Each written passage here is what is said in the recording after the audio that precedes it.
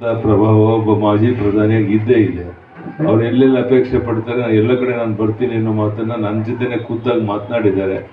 ಇವೆಲ್ಲವೂ ಒಟ್ಟಾಗಿ ಸೇರಿ JDS BJP ಒಟ್ಟಾಗಿ 28 ಕ್ಷೇತ್ರ ಗೆಲ್ಲಕ್ಕೆ ದೇವೇಗೌಡರದ ದೊಡ್ಡ ಒಂದು ಸಹಕಾರ ಸಿಗುತ್ತೆ.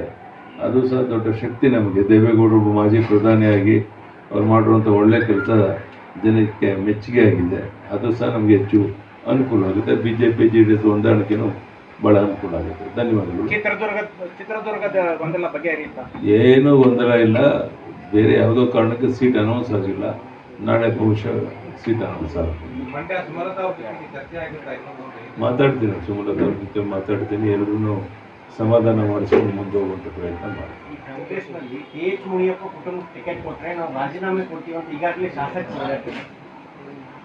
ಕಾಂಗ್ರೆಸ್ ಎಲ್ಲರೂ ಗೊಂದಲದ ಬಗ್ಗೆ ನಾನೇ ಮಾತಾಡೋದು. ಅವ್ರ ಪಕ್ಷಕ್ಕೆ ಬಿಟ್ಟದ್ದು. ನಾನು ಆ ಬಗ್ಗೆ ಯಾವುದೇ ಟೀಕೆ ಟಿಪ್ಪಣಿ ಮಾಡೋಕ್ಕೆ ಇಷ್ಟಪಡೋದು. ಧನ್ಯವಾದ. ತೇಜಸ್ವಿನಿ ಗೌಡ ಅವರು ಬಿಜೆಪಿ MLC ಕ್ಷೇತ್ರ ಇದಕ್ಕೆ ರಾಜೀನಾಮೆ ಕೊಡ್ತೀವಿ ಅಂತ ಹೇಳಿದ್ರು.